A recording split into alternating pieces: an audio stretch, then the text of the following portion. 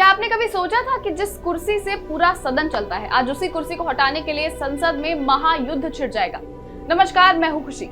मामला इतना बड़ा है कि आजाद भारत के इतिहास में ऐसा चौथी बार हो रहा है। लोकसभा स्पीकर ओम बिरला के खिलाफ विपक्ष ने उन्हें पद से हटाने का रिजोल्यूशन पेश करने की पूरी तैयारी कर ली है। ये कोई छोटी मोटी बात नहीं है, क्योंकि आजादी से अब तक किसी भी स्पीकर को इस तरह पद से हटाया नहीं जा सका है। तो चलिए इस पूरे मामले को एकदम आसान भाषा में समझते हैं कि आखिर ये पूरा मैटर शुरू कहां से हुआ और संविधान की किताबों में इसको लेकर क्या लिखा है। बजट सत्र के दूसरे चरण का आज दूसरा दिन और सुबह से ही माहौल काफी गर्म था। असल में इस पूरे ड्रामे की नींव 14 दिन पहले ही रख दी गई थी, क्योंकि नियम कहता है कि स्पीकर को हटाने के लिए कम से कम 14 दिन का एडवांस नोटिस देना जरूरी होता है। जब ये मियाद पूरी हुई तब जाकर आज विपक्ष के 118 सांसदों का ये संकल्प चर्चा के लिए टेबल हुआ। इसमें सीधा आरोप लगाया गया है कि स्पीकर ओम बिरला का बर्ताव पक्षपाती है और विपक्ष को सदन में अपनी बात करने का मौका नहीं दिया जा रहा। इसमें दो मुख्य वजह दी गई है। पहली ये कि विपक्ष के कई सांसदों को सस्पेंड कर दिया गया, जिसको वो गलत मानते हैं, और दूसरी ये कि राहुल गांधी जो विपक्ष के नेता हैं, उन्हें और दूसरे सदस्यों को सदन में बोलने के लिए पर्याप्त समय नहीं दिया गया। कांग्रेस सांसद मोहम्मद जावेद ने जैसे ही इस संकल्प को औपचारिक रूप से पेश किया, वैसे ही सदन में बहस छिड़ गई। वैसे ही अध्यक्ष को पद से हटाने की चौथी कोशिश है।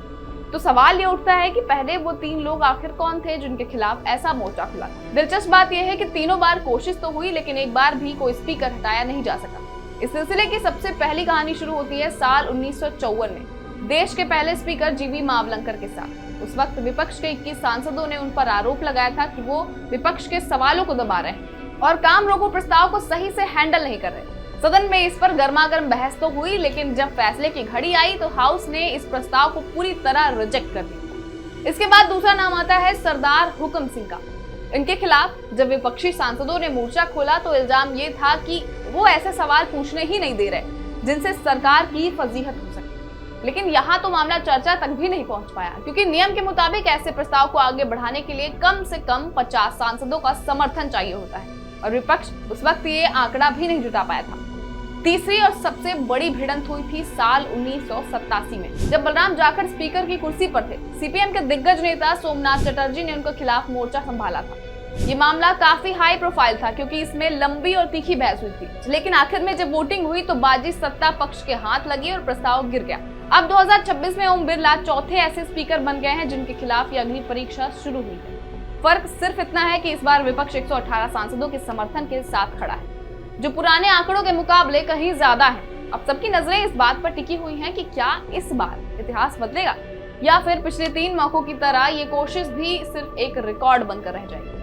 फिलहाल पीठासीन अध्यक्ष जगदंबिका पाल कुर्सी पर बैठे हैं और उन्होंने इस चर्चा के लिए पूरे 10 घंटे का समय तय किया है। जैसे ही चर्चा की शुरुआत हुई, एक बड़ा संवैधानिक बवाल और खड़ा हो गया। स्पीकर ओम बिरला कुर्सी से हट गए और उनकी जगह जगदंबिका पाल ने कमान संभाली।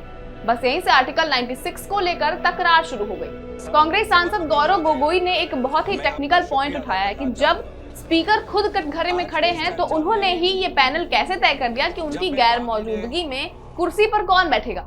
उन्होंने पूछा कि आखिर इस पैनल में जगदंबिका पाल का नाम किसने और कैसे फाइनल किया। विपक्ष का सीधा तर्क था, जो खुद आरोपी है वो अपना जज खुद कैसे चुन सकता है। उन्होंने पूछा कि इस पैनल में जगदंबिका पाल का नाम किसने तय किया। इस पर अमित शाह ने तुरंत बीच में टोकते हुए कहा कि गोगोई गलत मतलब निकाल रहे हैं और स्पीकर का ऑफिस कभी खाली नहीं रहता, वो एक निरंतर चलने वाला पद है। सरकार की तरफ से किरण रिजिजू ने भी कहा कि नियम के तहत ही जगदंबिका पाल सदन चला रहे हैं और इसमें कुछ भी असंवैधानिक नहीं है। इस पूरी बहस के बीच एक पुराना जख्म फिर हरा हो गया और वो है डिप्टी स्पीकर का पद। कांग्रेस के केसी वेणुगोपाल ने सरकार को घेरते हुए कहा कि सालों से आपने डिप्टी स्पीकर की कुर्सी खाली रखी है, और अगर आज डिप्टी स्पीकर होता तो हमें इस बात पर बहस ही नहीं करनी पड़ती कि कुर्सी पर आखिर बैठेगा कौन। उन्होंने इसको एक संवैधानिक खालीपन करार दिया, जबकि बीजेपी नेता रविशंकर प्रसाद ने इन आरोपों को सिरे से खारिज करते हुए कहा कि विपक्ष सिर्फ बहाने ढूंढ रहा है। सदन में सिर्फ स्पीकर का मुद्दा नहीं गूंज रहा। समाजवादी पार्टी के सांसद अवधेश प्रसाद ने एलपीजी की कमी को लेकर सरकार पर बड़ा हमला बोला और कहा है कि सरकार ने जो कमेटी बनाई है वो पूरी तरह फेल साबित होगी। वहीं खबरें ये भी हैं कि विपक्ष अब मुख्य चुनाव आयुक्त यानी कि सीईसी ज्ञानेश कुमार के खिलाफ भी रिमूवल मोशन लाने की प्लानिंग कर रहा है। तृणमूल कांग्रेस इसके लिए बाकी पार्टियों को एकजुट कर रही है और अगर ऐसा हुआ तो ये भारतीय संसद के इतिहास में पहली बार होगा। ध्यान रहे कि चुनाव आयुक्त को किसी साधारण अविश्वास प्रस्ताव से नहीं हटाया जा सकता, बल्कि इसके लिए वही कड़ी प्रक्रिया अपनानी पड़ती है जो सुप्रीम कोर्ट के जज को हटाने के लिए होती है, जिसको हम महाभियोग जैसा कह सकते हैं। माहौल को देखकर लगता है कि आज देर रात तक संसद में जबरदस्त पॉलिटिकल ड्रामा चलने वाला है। और क्या ओम बिरला पहले ऐसे स्पीकर बनेंगे जिन्हें हटाया जाएगा, या फिर इतिहास खुद को दोहराएगा? ये तो वोटिंग के बाद ही साफ होगा। तो अब कहानी उस मोड़ पर है जहां ये बहस महज कागजों से निकलकर एक बड़े सियासी दंगल में बदल चुकी है। 10 घंटे का समय फिक्स हो चुका है और मैदान सज गया है। बीजेपी की तरफ से अनुराग ठाकुर, निशिकांत दुबे और चिराग पासवान जैसे दिग्गज मोर्चा संभालने के लिए तैयार है। सरकार का प्लान एकदम सॉलिड है। वो सिर्फ ओम बिरला का बचाव नहीं करेंगे, बल्कि विपक्ष को ही घेरने की तैयारी में है कि आखिर वो सदन चलने क्यों नहीं देना चाहते। गृह मंत्री अमित शाह खुद इस चर्चा का जवाब दे सकते हैं, जो इस बात का इशारा है कि सरकार इस मामले को कितनी गंभीरता से ले रही है। वहीं दूसरी तरफ विपक्ष के कैंप में भी काफी हलचल है। गौरव गोगोई के साथ मनीष तिवारी और दीपेंद्र हुड्डा ने अपनी फाइल्स तैयार कर ली है। वो सिर्फ स्पीकर के पक्षपात की बात नहीं कर रहे, बल्कि लोकतंत्र की दुहाई दे रहे हैं। विपक्ष का सबसे बड़ा तर्क यह है कि जब लोकतंत्र के मंदिर में ही विपक्ष के नेता यानी राहुल गांधी को बोलने से रोका जाए, तो फिर आम जनता की आवाज कौन उठाएगा?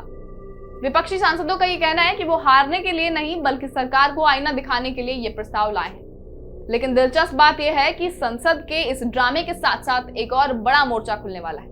तृणमूल कांग्रेस अब मुख्य चुनाव आयुक्त के खिलाफ मोर्चा खोलने की तैयारी में है। अगर वो कामयाब रहे तो संसद में पहली बार किसी सीईसी के खिलाफ रिमूवल की मांग दिखेगी। उधर विदेश मंत्री एस जयशंकर ने भी बीच में एक ब्रीफिंग दी कि प्रधानमंत्री मोदी खुद पश्चिम एशिया के संघर्ष पर नजर रखे हुए हैं और ईरान में फंसे भारतीयों की सुरक्षा उनकी प्रायोरिटी है। यानी एक तरफ देश के बाहर के संकट हैं और दूसरी तरफ सदन के अंदर की ये महाजंग। अब सबकी निगाहें उन आंकड़ों पर टिकी हैं। नियम के मुताबिक स्पीकर को हटाने के लिए सदन के इफेक्टिव मेजॉरिटी की जरूरत होती है। इसका मतलब है कि जितनी सीटें आज की तारीख में भरी हुई हैं, उनका आधे से ज्यादा हिस्सा।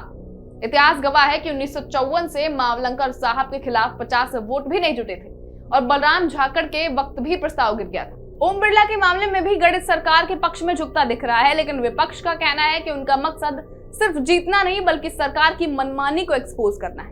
सवाल अभी भी वही है कि क्या ओम बिरला आजाद भारत के इतिहास के पहले ऐसे स्पीकर बनेंगे जिन्हें पद छोड़ना पड़े, या फिर विपक्ष की चौथी कोशिश भी पिछली 3 बार की तरह सिर्फ फाइलों में दबकर रह जाएगी।